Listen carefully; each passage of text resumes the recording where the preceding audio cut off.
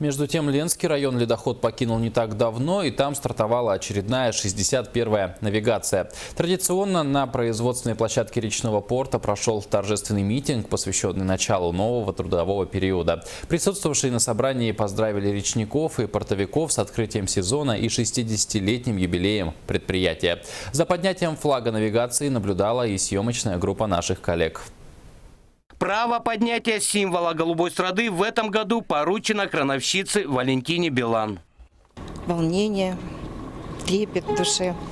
Вроде не первый год, а все равно волнуешься, как первый раз. А вот у капитана судна, доставившего первые грузы под причальную стенку, особых волнений не было. 40-летний стаж работы на флоте – хорошая закалка характера. Раньше ходили вообще вслед за льдом, вот здесь пришли более-менее. Лед был от средней тяжести, от передовой, я имею в виду. Доехали нормально, без проблем, без происшествий. Надежду на спокойную, без происшествий работу также выразили сотрудники терминала Верхнеленского речного пароходства.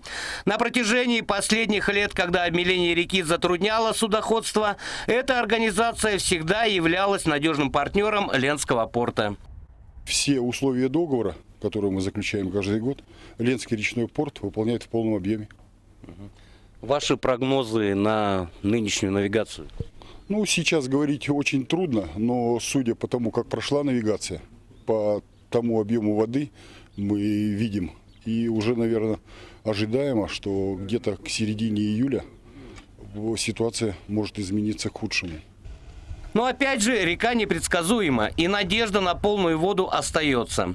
Как остается и уверенность, что все грузы будут доставлены вовремя. Их в этом году планируется переработать свыше 350 тысяч тонн.